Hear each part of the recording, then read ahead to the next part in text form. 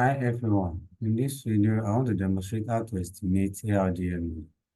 So I want to assume uh, you set your working directory as you've imported your data set.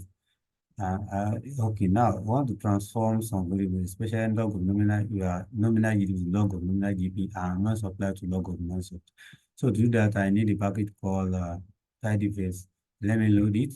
So after that, I can now transform my variables. So I'll transform the variable. Then to estimate ARDL model. So the package I will be using is ARDL.NARDL.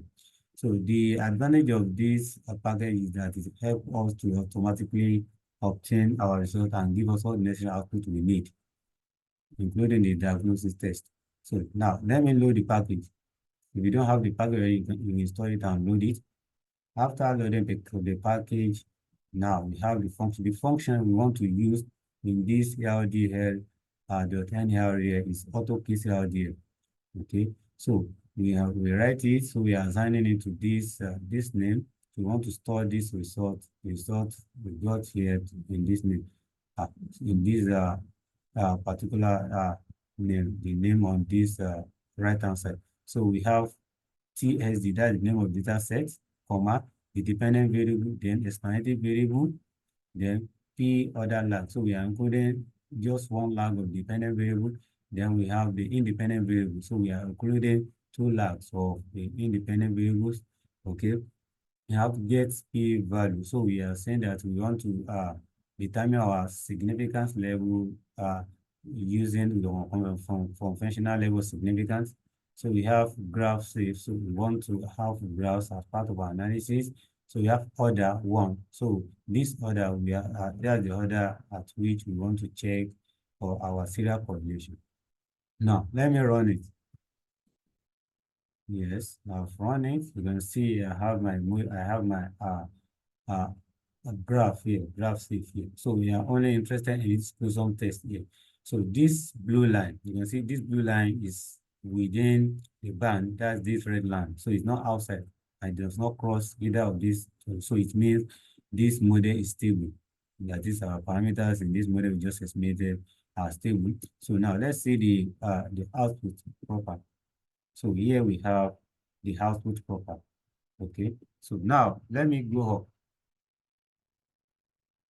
So we are starting from here. So you can see here, that is where it started from, but we will be starting our intervention from summary ECM fit. Summary ECM fit. So we have this. You can see this is the structure we have ESC help. This is our error correction model here.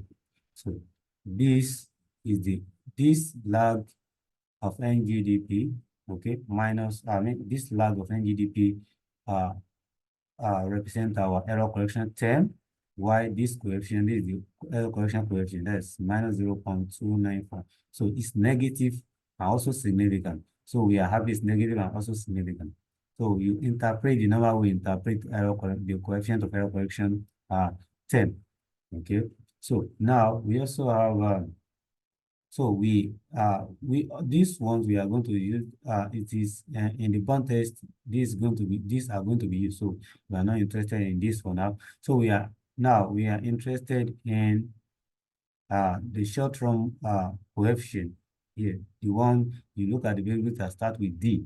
So those are the short run variables, and their coefficient represents short run coefficient. You can see that in the short run, lending rate does not have significant impact on log of money supply. You can see the coefficient is possible, but not significant, even at 10%, not significant. You can see that is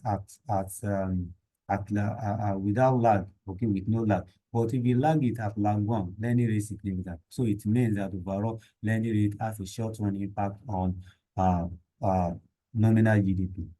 But look at the short-run coefficient of log of money supply. You can see it's not significant. It means that money supply does not have a significant impact on nominal GDP in the short run.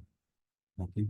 Now, moving to the diagnosis test. Okay. You can see we have LM test, BGLM test. That's the test for serial correlation. You can see it's not significant. It means there's no serial correlation. We also have LM Arch test, LM Arch test. So that is a test for atherosclerosis.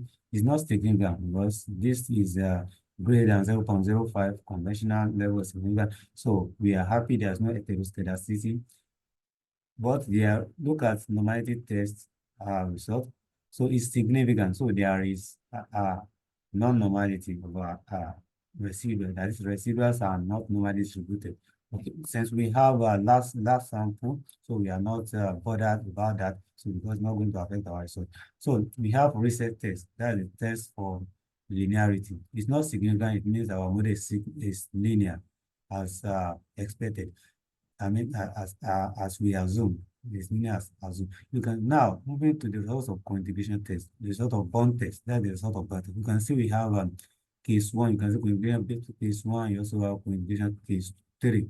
So we are only interested in case three, that's the result we are after. Okay, result of case three. So we check both the F test and T test. Okay, most researchers make that mistake by just reporting the result of F test. And when it's significant, it's assumed that there is co-integration. Okay, but that is not so. So both the result of T test and F test must be significant in order to for us to establish there is co-integration. No co-integration. Okay, so now let's start with the result of F test. You can see if you look at 5% critical level, you can see 7.5 is greater than 5.19. So F statistics is significant, okay? So because it's greater than the upper bound of the bond critical value. So we are happy. So now let's check the T test. T test, the same thing. T test is more negative than this, okay, that is absolute, is in absolute term, or we say in absolute term is greater than the upper bound in absolute term, because these statistics for these bond test is always negative, and the upper bound is always negative. Only the F statistic that will be positive. Okay, so this in absolute term is greater than this in absolute term. That is greater than the upper bound in absolute term. So we are also happy that these statistics show the significance of the parameter type. So how do we get these T statistics? These T statistics is the T statistic from our error correction estimate. You can see this is error correction estimate. You can see error correction term. This is it. You see the coefficient, and this is the T statistic. This 3.645. So that is the same 3 minus 3.645 minus 3.645. That is the same thing we have there. You can see. So okay, that is the same thing. So it's also significant. So we are happy.